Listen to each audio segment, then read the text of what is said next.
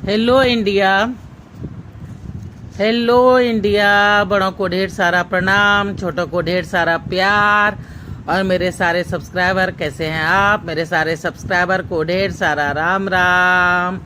Welcome back to my YouTube channel Simi की diary में आप लोग का ढेर सारा स्वागत है। गणपति बप्पा मोरिया।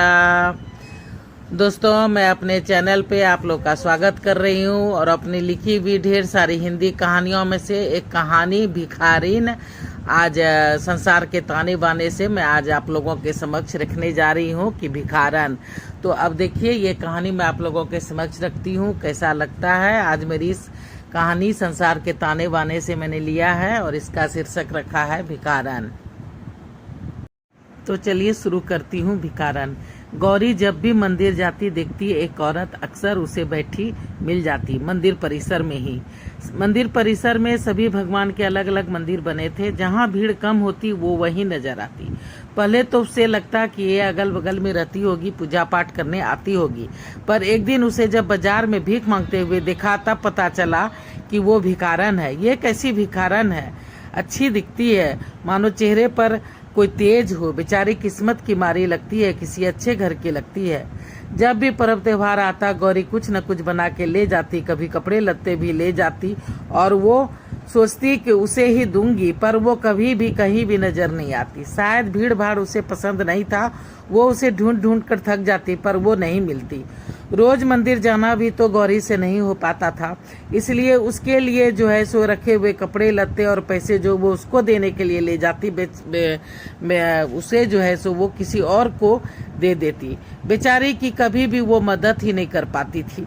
एक दिन मंदिर गई उस दिन उसकी शादी की सालगिरह थी। वो मंदिर गई, पूजा पाठ करके थोड़ी देर बैठी ही थी कि तभी उस भिखारन पर नजर पड़ गई। वो चुपचाप कृष्ण भगवान के मंदिर के बरामदे पर बैठी थी। वो पुजारी जी का इंतजार कर रही थी। तभी देखा कि पुजारी जी आए। पहले उसी बूढ़ी के पास गए, उसके पैर छुए, थोड़ी देर बातचीत की, फिर उसकी तरफ बढ़े। तो गौरी पूछती है कि आप जानते हैं उन्हें? उसने उत्सुकता बस पुजारी जी से पूछा। पुजारी जी बोले, हाँ, सेठानी जी हैं। सेठानी जी? हाँ, उनके पिताजी ने ही तो ये मंदिर बनवाई थी। इकलौती बेटी थी ये उनकी। वो 4 भाइयों की लाडली। जब तक सब यहाँ थे सब ठीक ठाक था। अब जब सेठ और सेठानी नहीं रहे, सब तो सभी भाई बहन अपने जगह जमीन घर मकान सब बेच के बड़े बड़े शहर में शिफ्ट हो गए, बड़े बड़े आदमी बन गए। अब कोई नहीं पूछता है इनको। गौरी और पुजारी जी में बात हो रही है तो गौरी बोलती है कि इनका ससुराल तो होगा ना, बाल बच्चे तो होंगे। पुजारी जी बोल रहे हैं कि नहीं, इनके बच्चे नहीं हुए। तभी तो इनके माँ बाप के मरते ही इनके ससुराल वालों ने यहाँ मायके में इन्हें ला पटका। अब सब इन्हें भटकने के लिए छोड़ करके निकल गए यहाँ से। पर घर मकान कुछ तो होगा, कुछ नहीं बचा है। कहीं स्कूल बन गया तो कहीं हॉस्पिटल, पर इनके लिए एक कमरा भी नहीं छोड़ा कमबख्तों ने। क्या? गौरी की आंखें डबडबा गई। ये रहती कहाँ है? यही उस कमरे में। मैंने ही जबरदस्ती सबसे लड़ झगड़ कर ये कमरा इन्हें। पुजारी जी बता रहे हैं कि मैंने ही जबरदस्ती लड़ झगड़ कर ये कमरा इन्हें दिलवाया है। गौरी पूछती है, खाना पीना? कभी मैं पहुंचा देता हूँ, कभी कोई और दे देता है, कभी कभी मांगने भी चली जाती है। हम भी क्या करें मैडम, 3 बच्चे हैं। मंदिर से मात्र 5,000 रुपया मिलता है। कुछ चढ़ावा कुछ नगद हो जाते हैं, बाकी ट्यूशन करना पड़ता है। दूसरे के घर में पूजा पाठ करवाता हूँ। 30 दिन तो मैं इनकी देखभाल चाह करके भी नहीं कर पाता। कुछ न कुछ काम निकल जाता है, इधर उधर चला जाता हूँ।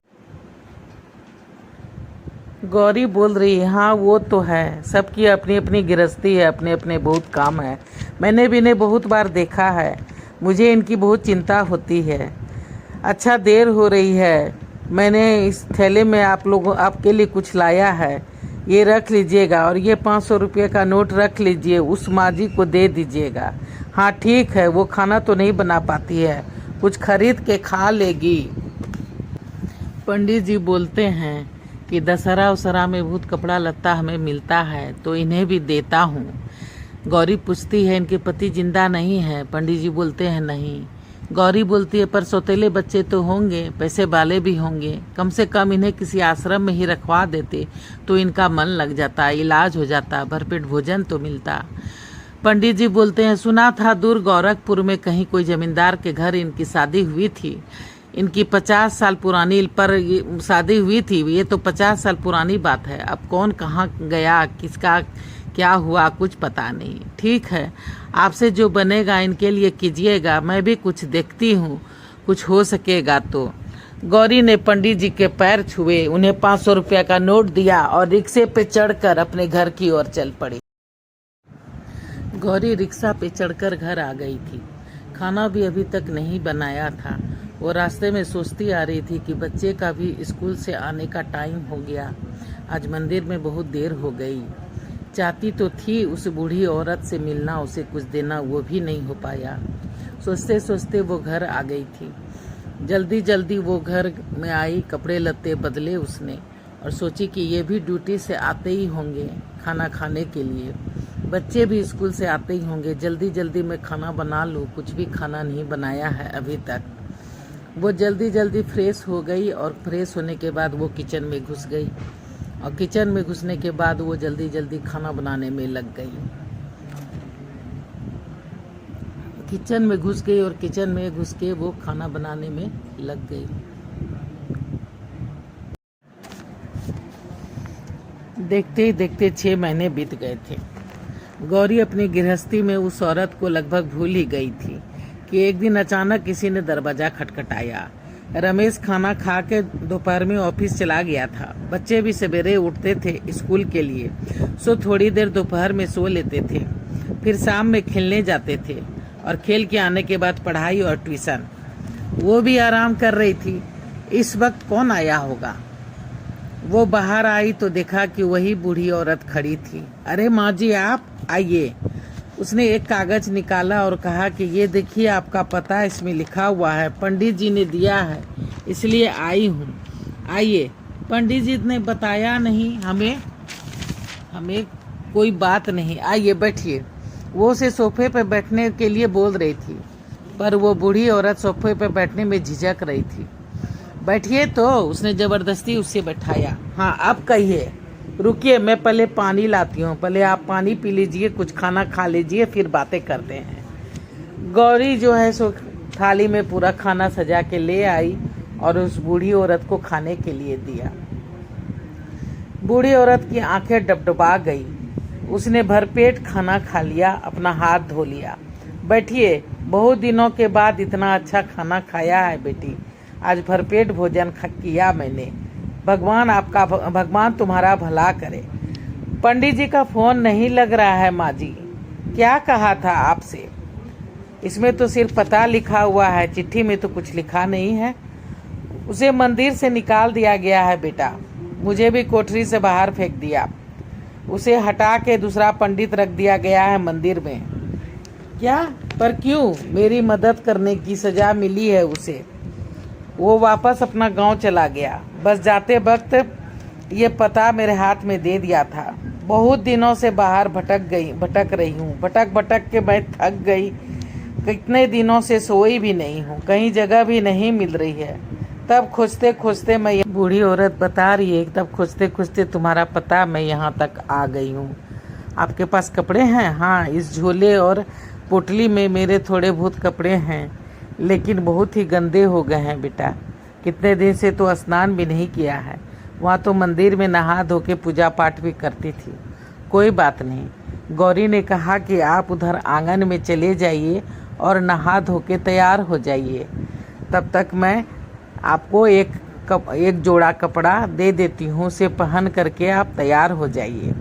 बूढ़ी औरत नहा धो के तैयार हो गई थी। तब तक बच्चे भी उठ गए थे और खेलने चले गए थे। बच्चे उठ के खेलने चले गए थे। शाम में जब बाई आई थी तो उस बूढ़ी औरत के सारे कपड़े को साफ सुथरा करके उसे सूखने के लिए डाल दिया था। बूढ़ी औरत ने कहा कि अब मैं जाऊं, कल आके कपड़े ले लूंगी। तो देखिए दोस्तों, मेरी हिंदी कहानियाँ में से ये भिखारन कहानी जो संसार के ताने बाने से मैंने लिया है, ये आपको कैसी लगती है? और भिखारन का पहला पार्ट मैं अब यहीं पे समाप्त करने वाली हूँ। अब दूसरा पार्ट और तीसरा पार्ट, थोड़ी सी लंबी कहानी है, शायद 2-3 पार्ट और बने तो फिर मैं आप लोगों के समक्ष रखूँगी। पहली बार चैनल पे आए हैं तो सब्सक्राइब कीजिए, लाइक कीजिए, शेयर कीजिए। अब मैं अपनी वाणी को यहीं पे विराम देना चाहती हूँ। जय भोलेनाथ और हर हर महादेव। और आप लोगों का ढेर सारा शुक्रिया मेरा साथ बनाए रखने के लिए, मेरा वीडियो को देखने के लिए।